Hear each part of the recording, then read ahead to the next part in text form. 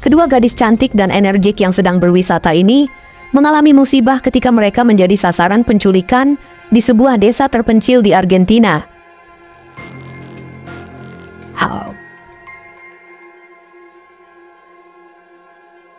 Namun 3 bulan sebelum mereka diincar, seorang gadis lainnya yang bernama Camila tampak diculik di sebuah tempat dengan tangan terikat sambil berteriak minta tolong. Si penculik yang kesal dengan teriakannya mendekat dan menyetrumnya sampai Camila lemas. 3 bulan kemudian, kita beralih ke kedua turis asal Amerika yang bernama Stephanie dan Ellie yang sedang asik bersepeda melintasi perdesaan Argentina tanpa menyadari poster Camila yang belum ditemukan sampai sekarang.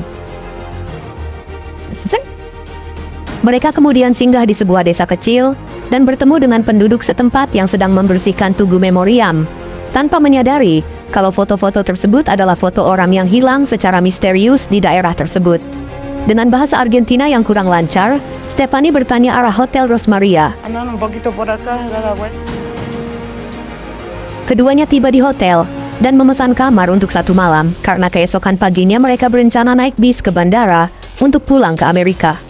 Setelah itu, mereka dibantu oleh seorang pekerja hotel yang agak menyeramkan menuju kamar. Ketika Stephanie sedang menunggu Ellie mandi, tanpa diduga dia mendengar pintunya diketuk cukup kencang, yang ternyata hanyalah untuk mengantar handuk. Setelah mandi dan rebahan sebentar, keduanya ke kafe yang tak jauh dari hotel, di mana Ellie menegur Stephanie yang masih berkomunikasi dengan mantan pacar. Tiba-tiba, pelayan menyajikan minuman dan memberitahu bahwa pria berambut kribo tersebutlah yang mentraktir mereka, sehingga mereka berterima kasih.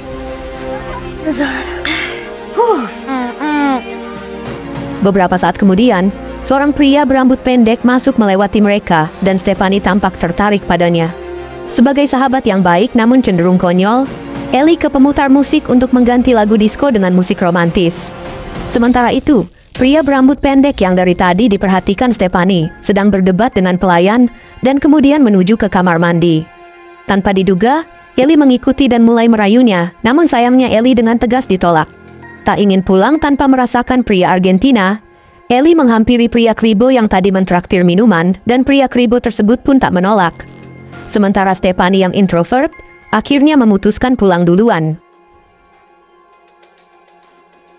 Di jam 3 pagi, Ellie membawa pria itu ke dekat hotel, yang membuat Stephanie terbangun karena suara mereka yang cukup mengganggu.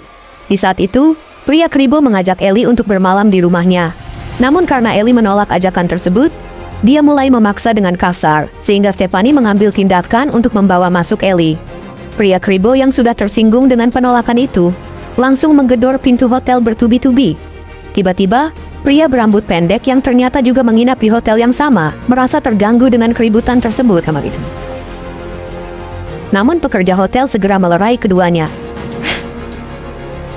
Keesokan harinya, keduanya bangun kesiangan dan menyebabkan ketinggalan bis yang hanya datang sehari sekali, walau keduanya sudah berusaha mengejar dan berteriak. Akhirnya karena kejadian tersebut, keduanya kembali ke hotel dan terpaksa menjadwal ulang penerbangan. Sementara itu untuk mengisi waktu, Stephanie bertanya pada resepsionis mengenai tempat yang seru untuk dikunjungi, namun Ellie terlihat terlalu mabok untuk berwisata kemanapun. Setelah memberi saran, resepsionis itu dipanggil oleh pekerja hotel yang ternyata adalah suaminya, untuk membicarakan sesuatu yang tampak cukup aneh. Tanpa menaruh curiga, mereka akhirnya bersepeda ke tempat bernama Villa del Lago yang sebelumnya disarankan oleh resepsionis. Di sana, mereka memutuskan berjemur di dekat air terjun yang sangat sepi, ditambah rumput tinggi yang mengelilingi sehingga keduanya merasa aman. Beberapa jam kemudian, Stephanie mengajak Ellie ke tempat wisata selanjutnya, namun Ellie masih belum mau pindah, sambil mengejek kalau Stephanie terlalu perfeksionis. Merasa tersinggung, Stephanie membahas ketika Ellie merebut pria berambut pendek di kafe semalam. Padahal Ellie sudah tahu kalau dirinya yang melihat duluan. Ellie pun meminta maaf dan menjelaskan kalau di kamar mandi tidak terjadi apapun, namun Stephanie tetap kesal. Dan kemudian Ellie menyalahkan Stephanie yang masih berharap pada mantan pacarnya. Stephanie menanggapi dengan berkata, kalau Ellie tidak pantas memberinya nasihat karena Ellie belum pernah menjalin hubungan serius dengan pria manapun. Akibatnya, Stephanie pergi meninggalkan Ellie sendirian di tempat tersebut. Saat menjauh, Dia sempat menunggu Ellie yang pikirnya segera menyusul. Namun karena Ellie tak kunjung muncul, dia pun memutuskan untuk benar-benar ke tempat wisata berikutnya sendirian. Di sisi lain, Ellie masih berjemur di tempat yang sama, tanpa tahu kalau dia sedang diamati oleh sosok misterius. Dia mengirim pesan ke Stephanie untuk meminta maaf atas perkataannya dan mengajak Stephanie bertemu di sebuah restoran sekalian makan siang. Namun saat Ellie bangun untuk mengenakan pakaian, sosok misterius tiba-tiba menyergapnya.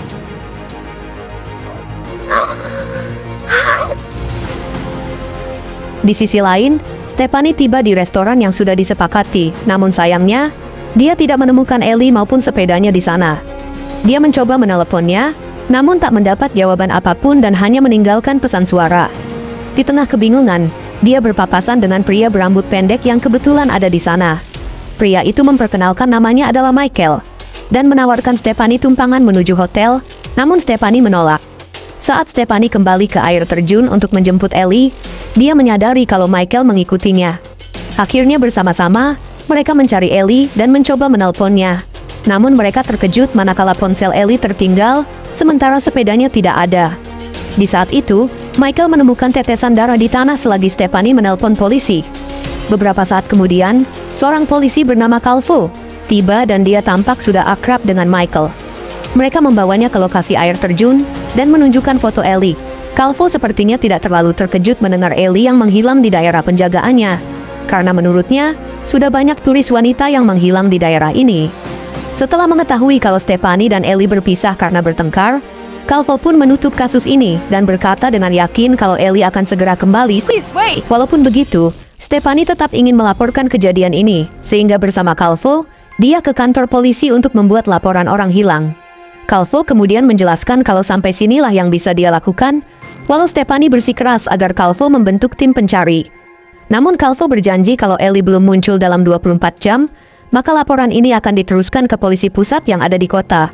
Karena tidak ada pilihan lain, Stephanie akhirnya pulang ke hotel sambil menanyakan beberapa warga tentang keberadaan Ellie.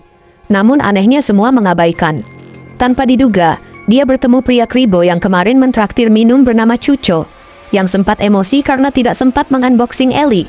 Namun tanpa diduga, Chucho langsung lari ke arah jembatan, sehingga Stephanie makin curiga dan langsung mengejarnya. Hai! Karena tak berhasil mengejar, dia pun kembali ke tempat sepedanya ditaruh, dan menyadari kalau jari-jari rodanya sudah dipotong seseorang. Akhirnya Stephanie terpaksa berjalan kaki menuju hotel, dan memeriksa apakah Ellie sudah pulang. Namun dia tidak menemukannya. Melihat kamar Michael terbuka, dia masuk dan mulai menggeledah tasnya karena menurutnya pria tersebut tampak mencurigakan. Tanpa diduga, dia menemukan gelang Ellie yang berwarna kuning, sehingga langsung melaporkan temuannya pada Calvo, yang kemudian tampak risih dengan kedatangannya. Calvo pun berjanji akan memeriksa Michael nanti, namun polisi yang satu ini sepertinya tidak serius menanggapi Stephanie. Sementara dari kejauhan, resepsionis menyaksikan, dan kemudian bertanya apa yang sedang terjadi. Dia menenangkan Stephanie dan memintanya masuk. Sementara suaminya seperti memberi kode mencurigakan pada istrinya itu. Saat di dalam, Stephanie melihat Chucho lewat menggunakan motor. Tak mau kehilangan Chucho lagi, dia memutuskan memakai mobil hotel tanpa izin untuk mengikutinya. Setelah mengikuti Chucho cukup jauh, Stephanie kehilangan jejaknya di sebuah desa yang sudah terbengkalai.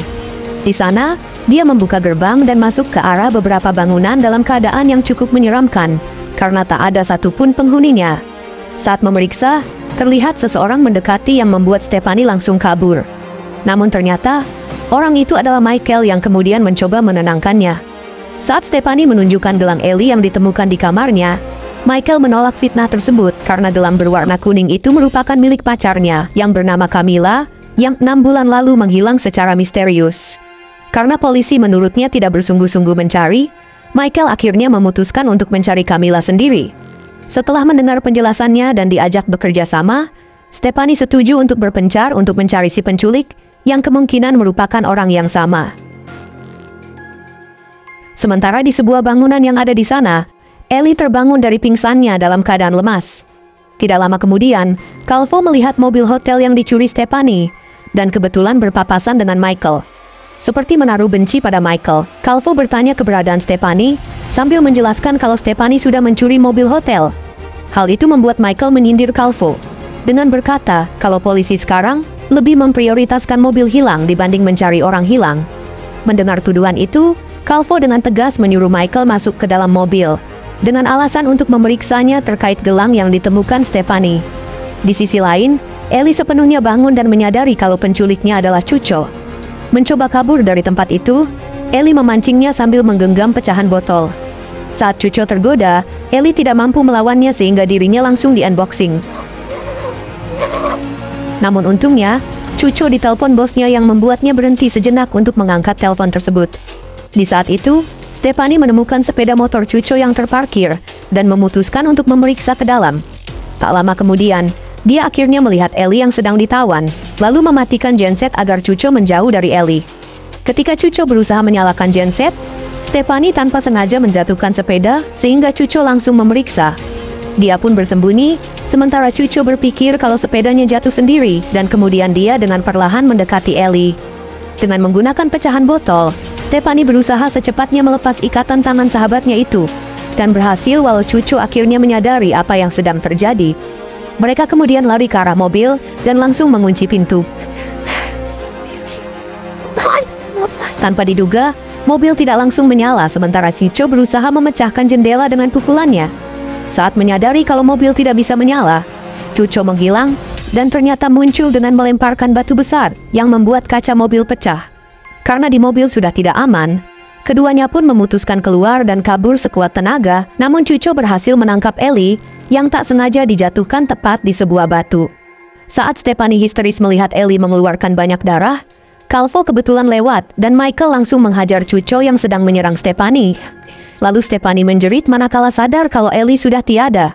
Beberapa saat kemudian, Calvo memaksa Stephanie menunggu di dalam mobil, dan saat masuk, Stephanie menyadari kalau pintunya hanya bisa dibuka dari luar. Sementara itu, Calvo yang terlihat mencurigakan ditambah kode dari Stephanie, membuat Michael mengambil tindakan. Dia pun merebut pistol, lalu mengarahkannya pada Calvo dan Chucho, sambil memaksa mereka memberitahu keberadaan Camilla. Michael meminta keduanya berlutut, lalu tanpa diduga Calvo mengakui kalau Camilla masih hidup dan sedang berada di sebuah tempat.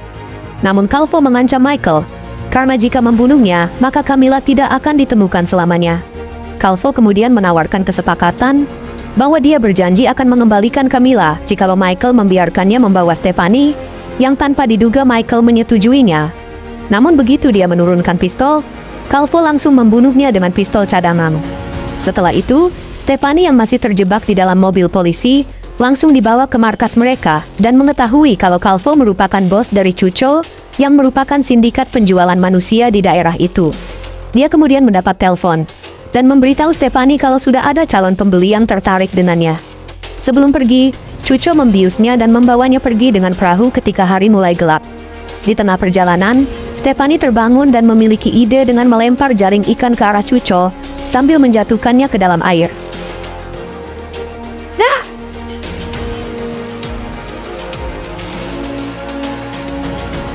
Stephanie kemudian berenang untuk melarikan diri dari Calvo sambil melepaskan ikatan tangannya di dalam air. Sementara Calvo mencarinya menggunakan senter. Saat Stephanie muncul ke permukaan, Calvo langsung mengejar. Dan sesampainya di tepian, tampak seorang pria dengan mobilnya yang ternyata adalah calon pembeli Calvo. Calvo yang sudah menangkap Stephanie langsung bertransaksi dengan pria itu di sana. Namun saat uang akan diserahkan, Stephanie mengambil celah dengan memberontak sambil menendang anunya pria itu dan kemudian menjauh. Saat Calvo melihatnya, dia tidak mau menembak karena transaksi belum selesai.